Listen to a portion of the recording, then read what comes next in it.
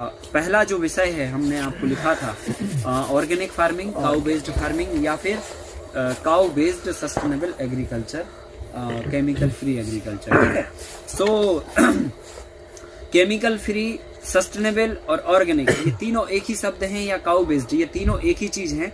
और जब भी हम ऑर्गेनिक फार्मिंग की बात करेंगे या सस्टेनेबिलिटी की बात करेंगे तो हमारे खुद के खाद, दवाई, बीज और रिक्वायर्ड ज़रूरी जो इक्विपमेंट हैं वो सब हमारे पास खुद के होना चाहिए। जब हमारे सब वो खुद के अपने पास होंगे तो वो व्यवस्था कहलाएगी सस्टेनेबल। ठीक है, अगर वो व्यवस्था हम सेट कर पाए अपने खेत में तो फिर हम मानेंगे कि आपने कृषि की व्यवस्था को सेट कर दिया है जो हजारों सालों तक एज इट इज चलने वाली है। नहीं तो फिर बदलाव आपको करते रहना पड़ेगा। ठीक है, सो पहले हमने खाद के बारे में चर्चा की, वर्मी कंपोस्ट बनाना आपको बताया, वर्मी फॉस बनाना बताया, फॉस्फो कंपोस्ट बनाना बताया, नीमो फॉस बनाना बताया, मटका खाद बनाना बताया, जीवामृत मटका खाद में जो अपनी सरसों की खली होती है उसको हटा दीजिए तो वो जीवामृत कहलाता है। फिर वर्मी वास और काउडंकर को जो गोबर का लिक्विड निकल के सीपेज होके उस बैग से जाता है उसको हम बोलते हैं वर्मी वास एंड काउडंकर। तो ये तरह के 6-7 तरह की जो चीजें हैं ये अगर आपकी मिट्टी की डाइट मेनू में शामिल होती हैं तो फिर आपको जो है ना किसी भी तरह की कोई तकलीफ आपको नहीं होगी। मतलब आप सभी तरह का एक डोज तैयार कर पाएंगे। खाद कैसे बनाना है, इसका बैग कैसे लगाना है ये भी मैंने आपको दिखाया, यहाँ पर ब्रीफ आपको मैं कर देता हूँ। ये हमारे अर्थबम है और इस तरह से अपन इसको पूरा ढक देते हैं और फिर हजारा से या फिर फॉगर सिस्टम से हम लोग इसमें पानी डालते हैं और फिर ये घड़े के माध्यम से लिक्विड निकालते हैं, ज़मीन के अंदर घड़ा लगा देते हैं और फिर बूंद बूंद करके वो रस जो है ना निकलता रहता है। ये बहुत बड़ा मतलब एक सेटअप है जिसमें हमने बहुत सारे बैग लगाए हुए हैं और उसमें ये अंडरग्राउंड फिटिंग करके और इसको एक बड़ी टंकी में सारा लिक्विड हम ले जाके एक जगह पर इकट्ठा करते हैं। ये कहाँ पे आकाश जी? फिर ये अपने तिली वाले फॉर्म पे था। अच्छा, है ना? अभी नहीं, मतलब अभी नहीं है ना, अभी उसको दूसरी जगह शिफ्ट किया हुआ है। सो ये एक जगह पर एक टंकी में इकट्ठा करते हैं और फिर इस लिक्विड को अपन एक स्प्रे मशीन के थ्रू, एक मतलब छोटी मशीन के थ्रू और लिफ्ट करते हैं और इसको बोर के पाइपलाइन से जोड़ के पानी के साथ में अटैच करके हम इसको देते हैं। की फसल, फिर उसके बाद अदरक की फसल, ये पान की फसल, ये अरहर की फसल, ये वही है जो आपको हमने इधर दिखाई है ना अपनी अरहर, हाँ बहुवर्षीय। ठीक है, ये फिर मटका खाद की रेसिपी ये आपको पता ही है, मैंने आपको दिखाया है ना, साल भर पूरा है ना। नाम क्या बताया सर उसको? हिमशिखर। ये मटका खाद बनाने का फॉर्मूला है। दवाइयाँ बनाने का फॉर्मूला हम बता चुके। 3 तरह के कीड़े होते हैं, एक रसचूसक, एक तनाछेदक, एक इल्ली बारे कीट। ठीक है, फिर इस तरह के बड़े बड़े बर्तनों में अपन जो है ना दवाइयाँ बनाते हैं। फिर उसके बाद आती है बात सीड की, है ना, कि हम अपने देसी बीजों को कैसे बनाएं और उनको कैसे प्रिजर्व रखें। तो देसी बीज बनाने का तरीका ये है कि सबसे पहले तो आप बीजों को ट्रीट करके, धूप दिखा के और ट्रीटमेंट करके बीजों को लगाएं। जब आप बीज सिलेक्शन की प्रोसेस में जाते हो, जो हमने उस दिन आपको बात बताई थी कल ही, है ना, कि बीज को आपको सेलेक्ट करना है, तो जब सेलेक्ट कर लेते हो तो लगभग आप अच्छे बीजों का चयन करके खेत में लगाते हो। अब उनसे बीज बनाना है जब आपको, तो आपको क्या करना होता है, पहले जमीन में जैसे आपने 100 बीज लगाए तो आपको देखना है कि कौन से ऐसे पौधे हैं जो सबसे बेहतरीन परफॉर्मेंस दे रहे हैं। ठीक है कि नहीं। सो जब कोई बीज में से अगर मान के चलो 10 पौधे ऐसे हुए कि जो थोड़े गड़बड़ हैं, बाकी 90 पौधे ऐसे हैं जो बहुत बेहतरीन परफॉर्मेंस दे रहे हैं, तो उन 90 पौधों को रखना है, 10 पौधों को अलग कर देना है, मतलब फील्ड से निकाल के उखाड़ के अलग ही कर देना है। फिर जब आप थोड़े और आगे बढ़ोगे, जब उसमें सारी पत्तियां आ जाएंगी, मतलब फूल आने लगेंगे, तो फूल की स्टेज पे आपको देखना है कि कौन से ऐसे पौधे हैं जिनके फूल एक जैसे हैं और हेल्दी हैं और बढ़िया हैं। ठीक है, सो उन पौधों को आप रखिए। और अगर आपको थोड़ा भी कहीं गड़बड़ दिख रहा है कि यार इसका कलर तो फूल का अलग हो रहा है, या ये हेल्दी नहीं है, या इसमें कमजोर फूल आ रहे हैं, तो उस पौधे को आप हटा दीजिए और मजबूत वाले पौधे रखिए। फिर उसके बाद जब उसमें फलियां आ जाती हैं, मतलब फल आ जाते हैं, तो उनमें आप देखो कि कौन से ऐसे फ्रूट्स हैं जो सबसे ज्यादा हेल्दी हैं।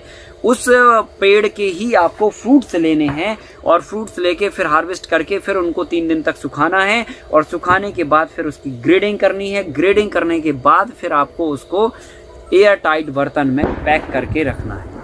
ये प्रोसेस होगी आपकी बीज को, साल भर प्रिजर्व हो जाएगा। हाँ फिर साल भर हो जाएगा, फिर कुछ नहीं मतलब होने वाला, ठीक है।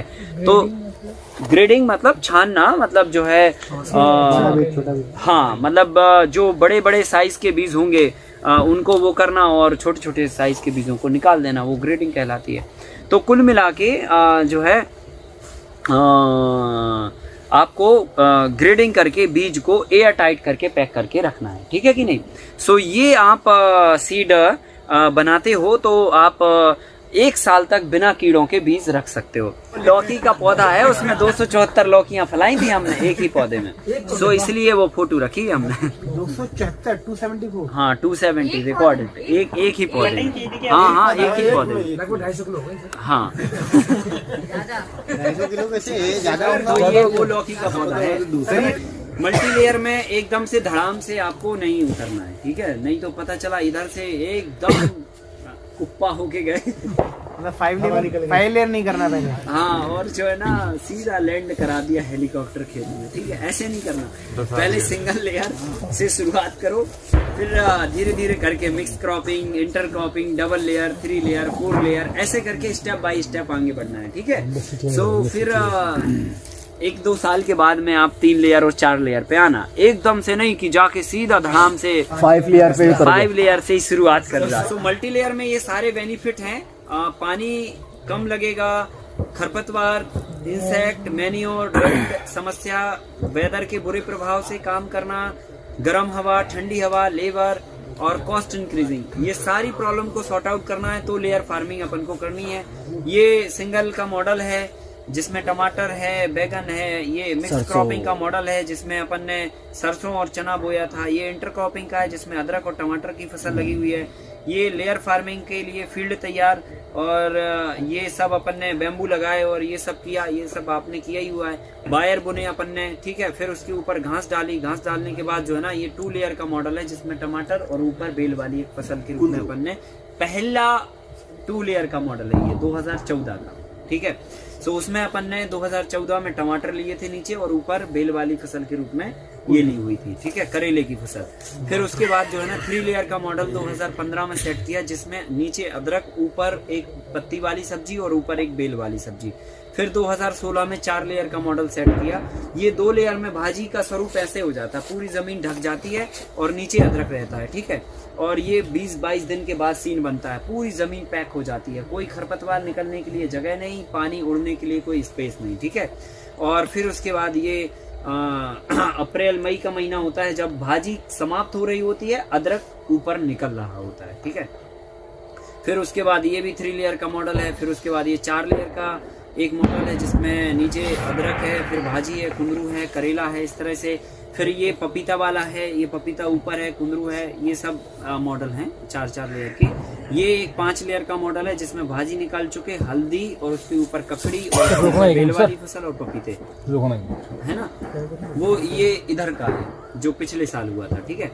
फिर उसके बाद जो है ना ये पपीते धीरे धीरे करके ऊपर निकलते हैं और इस तरह से फलते हुए, जैसा कि आपने यहाँ पर भी देखा, और ये शेड के ऊपर इस तरह से 20-20, 22-22 फीट के हाइट पे फल के निकल जाते हैं, ठीक है। तो ये पपीते का है। फिर उसके बाद जो है ना benefit of multi layer farming, क्या क्या बेनिफिट है। 70 से 90% पानी बचाओगे, खरपतवार बचाओगे, कीड़े नहीं लगने दोगे, गाय बचाओगे, सीड बचाओगे, मौसम बचाओगे, समय बचाओगे और लेबर बचाओगे, 4 गुना समय बचाओगे और 4 गुना इनकम भी करोगे। सो ये इतने सारे आपको फायदे हैं। एग्रीकल्चर मैनेजमेंट की अगर हम तीसरे टॉपिक की बात करें तो इसमें सबसे जो ज्यादा जरूरी बात है वो है आपका पानी की बचत करना। फिर दूसरी जरूरी बात है समय की बचत करना।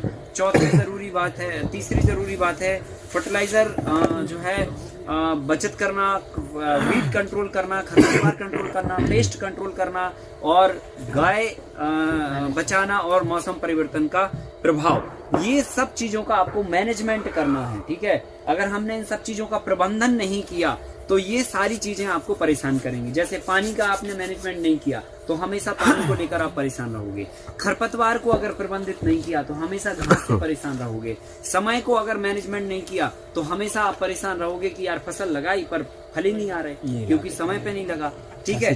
तो हर चीज का आपको मैनेजमेंट करना है। गाय को भी इवन आपको अगर मैनेजमेंट नहीं किया उसका, तो पता चला वो दूध कम दे रही है, गोबर ठीक से नहीं कर रही है, बीमार हो रही है, मतलब बहुत सारी चीजें हो सकती हैं। हाँ, तो इन सारी चीजों को आपको मैनेजमेंट पर उतारना है। पानी, समय, खाद जो है, खरपतवार, कीड़े और गाय और एनवायरनमेंट, ठीक है, मौसम। सो इन सारी चीजों का हमें मैनेजमेंट बिठाना है। अब हम बात करेंगे पानी के मैनेजमेंट की। तो पानी का मैनेजमेंट किन किन चीजों से बैठ सकता है? Pole, trench, ridge bed, blocking, drip, check dam, water set में बहुत सारी विधियां हैं फिर।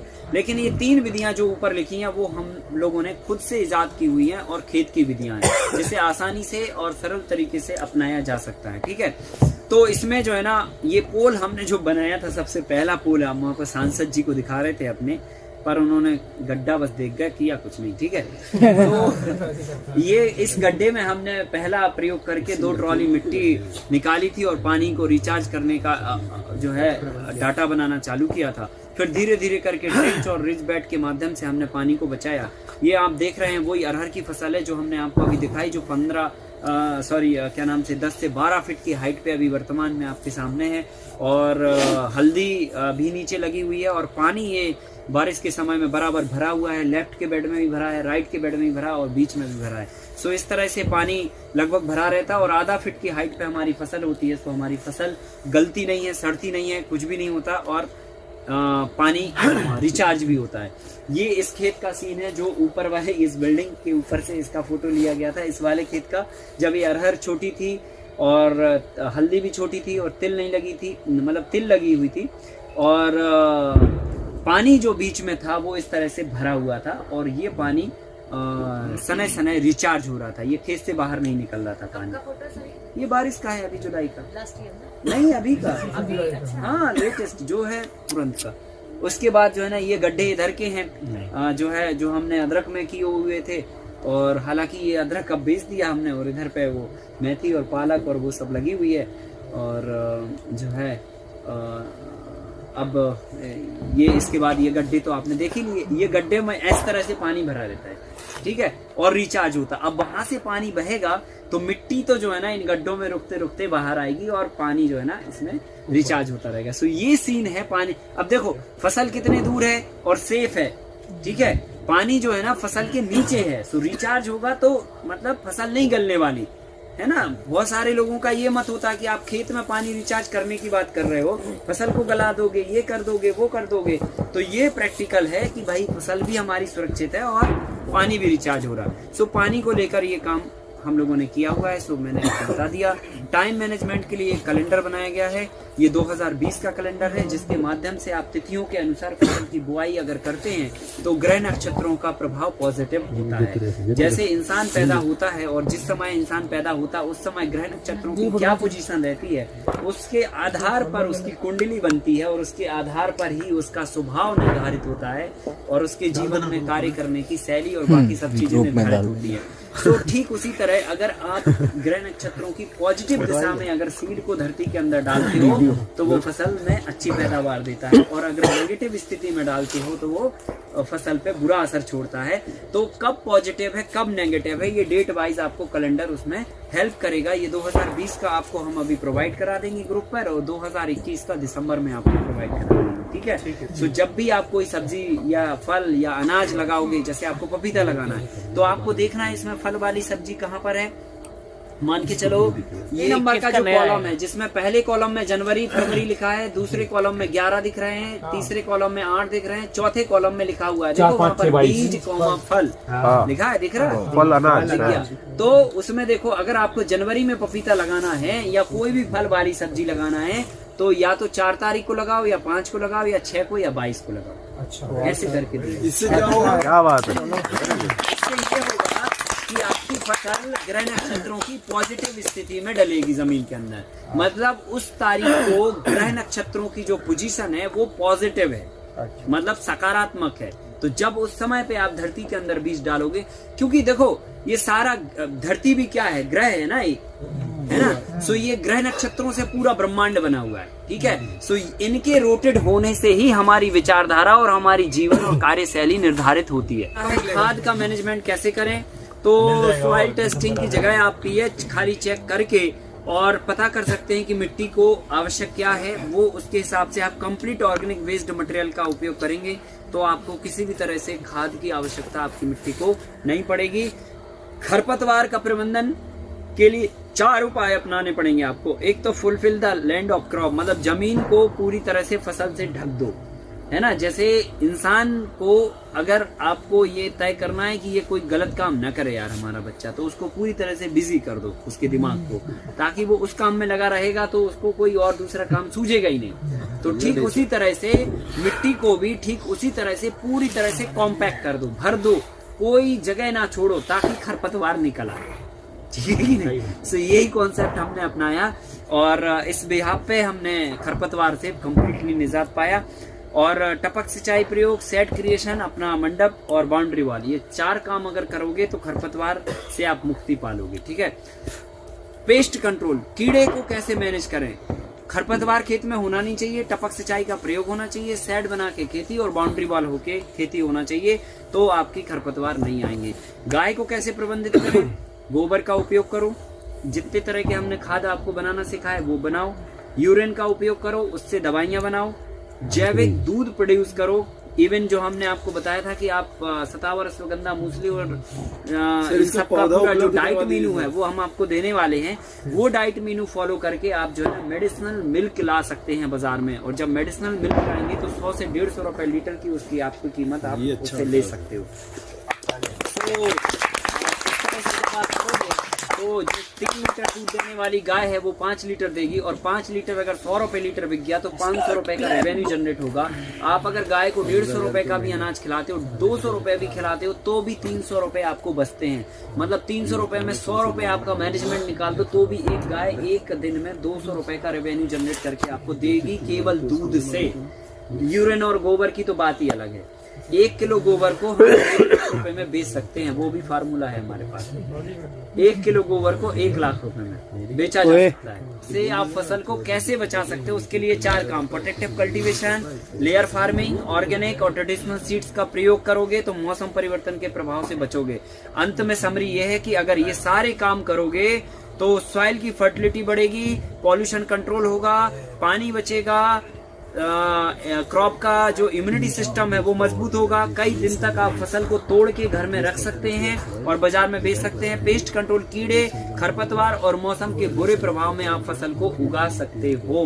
ये सारी बचत होगी और ये सारे प्रभाव आपके खेतों पे पड़ेंगे। ऐसा अगर करोगे तो बहुत सुंदर फोटो में जड़े जाओगे और आपकी जो है तस्वीर के सामने बहुत ही सुगंधित फूल चढ़ाए जाएंगे। और अगर ये काम नहीं करोगे, हाँ, और अगर ये काम नहीं करोगे तो जो भी तस्वीर आपके मोबाइल में, आपके बच्चों के मोबाइल में आपकी तस्वीर आप छोड़ के जाओगे वो भी डिलीट हो जाएगी। सो ये आपको तय करना है कि सुगंधित फूलों के साथ में अपनी तस्वीर के सामने फूल अर्पण करवाने हैं या फिर अपनी फोटो अपने बच्चों के मोबाइल से भी डिलीट करवानी है। ठीक, तो ये सारी बातें मैंने आपको बता दी।